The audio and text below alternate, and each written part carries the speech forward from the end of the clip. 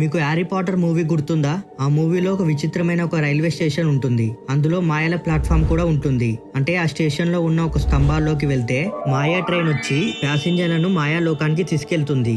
అయితే ఈ మాయాలు, మంత్రాలు, తంత్రాలు అనేవి కేవలం మూవీస్ లోనే మనం ఎక్కువగా చూస్తుంటాం. ఇలా చూసినప్పుడల్లా భలే థ్రిల్ గా ఫీల్ అవుతుంటాం. కానీ నిజంగా ఒక నిజమైన ట్రైన్ మిస్ అయిపోతే ఎలా ఉంటుంది? ఆలోచిస్తేనే భయంగా ఉంది కదూ. కానీ నిజంగా ఒక ట్రైన్ ఉన్నట్టుండి మిస్ అయిపోయింది. అది కూడా ఒక గుహ లోపలికి వెళ్లిన ట్రైన్ మళ్ళీ బయటికి రాలేదు. ఇంతక ట్రైన్ మిస్ అయితే అందులో ఉన్న ప్యాసింజర్స్ ఏమయ్యారు? ఇంతకీ ఇది ఎక్కడ జరిగింది, ఎలా జరిగింది అనే డౌట్స్ ఈ వీడియోలో తెలుసుకుందాం.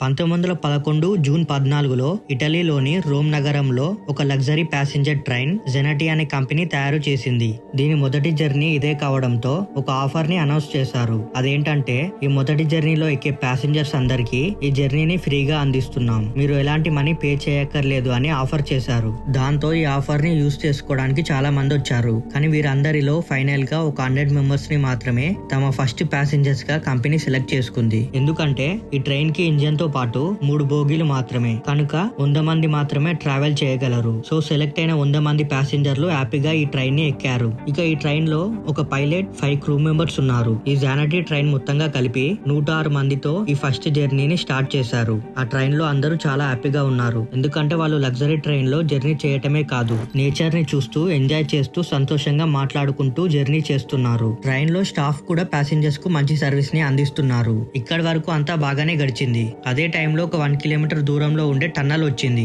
ఆ టన్నల్ లోపలికి ట్రైన్ వెళ్ళింది. అంతే, ఈ వైపు నుండి వెళ్లిన ట్రైన్ మళ్ళీ ఆ వైపు నుండి బయటికి రావాలి కదా, కానీ ఆ ట్రైన్ రాలేదు. అవతలి స్టేషన్ వారు ఈ ట్రైన్ వస్తుందేమో అని చాలా గంటలు ఎదురు చూశారు. కానీ ఎంతసేపు అయినా ఆ ట్రైన్ రాలేదు. ఈ విషయం తెలుసుకున్న పోలీసులు వెంటనే ఆ ప్లేస్ కు చేరుకున్నారు. సొరంగం లోపలికి వెళ్లి చెక్ చేశారు. కానీ ఆ ట్రైన్ ఎక్కడ కనిపించలేదు. ఆ సొరంగం నుండి వెళ్లేటందుకు వేరే మార్గం కూడా లేదు. మరి ఆ ట్రైన్ ఏమైనట్టు? ఒక ఇంజన్ 3 బోగీలతో బయలుదేరిన ఆ ట్రైన్ మాయం చేయడానికి ఎవరి సాధ్యమని పోలీసులు ఆశ్చర్యపోయారు. అయినా వారికి ఎటువంటి సమాధానం దొరకలేదు. కానీ ఇద్దరి ప్రయాణికులు మాత్రం ఆ ట్రైన్ నుండి బయటికి దూకేసి తమ ప్రాణాలను రక్షించుకున్నారనే సమాచారం తెలిసాక కాస్త రిలాక్స్ అయ్యారు. ఇంతకీ ఆ ఇద్దరు ప్రయాణికులు ఆ రోజు వాళ్ళ కంటికి కనిపించిన విషయం గురించి వణికిపోతూ ఏం చెప్పారంటే, ట్రైన్ సొరంగంలోకి ప్రవశిస్తుండగా తెల్లని పొగ ట్రైన్ ని సొరంగాన్ని కమ్మేసింది. ఏదో ప్రమాదం జరగబోతుందనే భయంతో వాళ్ళిద్దరు ట్రైన్ నుండి బయటకు దూకేశారు. ఆ తర్వాత వాళ్ళు స్పృహలో లేకపోవడంతో ట్రైన్ ఏమైందో తెలియదన్నారు. దీంతో పోలీస్ అధికారులు ఇంకేమైనా క్లూస్ దొరుకుతాయని సొరంగం లోపలికి వెళ్లారు. కానీ వారికి ఒక చిన్న క్లూ కూడా దొరకలేదు. దీంతో వెనక్కి వచ్చేశారు. అయితే మళ్ళీ మరో ట్రైన్ ఆ సొరంగం లోపలికి వెళ్ళాక ఎక్కడ మాయమవుతుందేమో అనే భయంతో ఆ సొరంగాన్ని మూయించేశారు. కొన్ని సంవత్సరాల తర్వాత 1926లో అంటే ఎగ్జాక్ట్లీ 15 ఏళ్ల తర్వాత ఈ ట్రైన్ మిస్సింగ్ గురించి ఒక రిపోర్ట్ వచ్చింది. అందులో ఉన్న సమాచారాన్ని చూసి యావత్ ప్రపంచమే ఆశ్చర్యపోయింది. ట్రైన్ లో ఒక ప్యాసింజర్ కి 1800 ఏళ్ల ఒక బుక్ దొరికింది. అది తీసి అతడు చదివాడు. ఇంతకీ ఆ బుక్ లో ఏముందంటే 1840లోని ఒక హాస్పిటల్ కి చెందిన రికార్డ్ డీటెయిల్స్ ఉన్నాయి. ఆ రికార్డ్ ప్రకారం అర్థమైంది ఏంటంటే 104 మంది పేషెంట్లు ఒకే హాస్పిటల్లో అడ్మిట్ అయ్యారట. వాళ్ళు ఎలా ఉన్నారంటే వింత వింతగా, కొత్తగా ఉన్నారట. వాళ్ళ హెయిర్ స్టైల్స్ అలాగే వాళ్ళు వేసుకున్న బట్టలు కూడా డిఫరెంట్ గా ఉన్నాయట. ఇంతకీ ఆ 104 మంది ఎవరంటే ఆ సొరంగంలోకి వెళ్లిన ట్రైన్ తో పాటు మిస్ అయిన వాళ్ళు. 1911 రోమ్ లో మిస్ అయిన ఈ ట్రైన్ 1845 మెక్సికోలో కనిపించిందట. వాళ్ళు ఆ ట్రైన్ లో ప్రయాణిస్తూ 1840లోకి వెళ్లిపోయారు. అయితే మెక్సికో హాస్పిటల్లో కనపడ్డ వీళ్ళని పోలీసులు ఎక్కడి నుంచి వచ్చారు అని అడగగా రోమ్ నుండి వచ్చామని చెప్పారట. దీంతో వాళ్ళు తమ దేశం వాళ్ళు కాదని, అలాంటి ట్రైన్ ఎక్కడ ఉండదని చెప్పారట.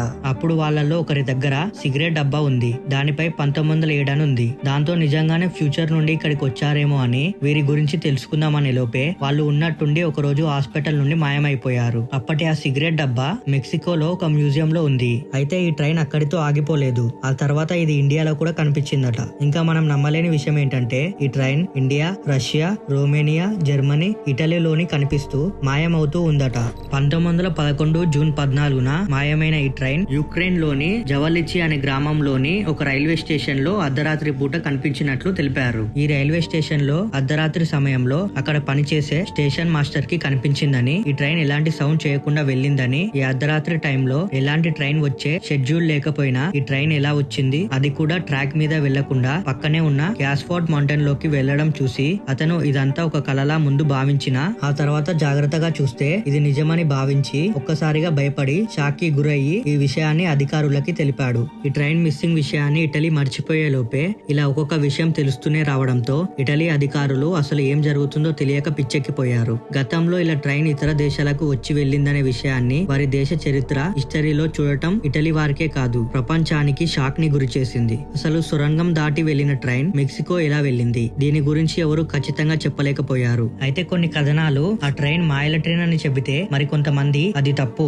నిజంగా అత్యంత టెక్నాలజీతో ఉన్న మోడర్న్ ట్రైన్, అందుకే అది పాతాళానికి వెళ్లిపోయిందని ఇలా ఒకటి కాదు రెండు కాదు కొన్ని వందల రకాల పుకారులు కథనాలు కుప్పలు కుప్పలుగా పుట్టుకొచ్చేశాయి. అయితే ఏదేమైనా 104 మంది ఉన్న ట్రైన్ అయితే మాత్రం మాయమైపోయింది. కానీ అసలు జరిగిన వాస్తవం ఏమిటి అనేది నేటికి ఒక మిస్టరీలానే మిగిలిపోయింది.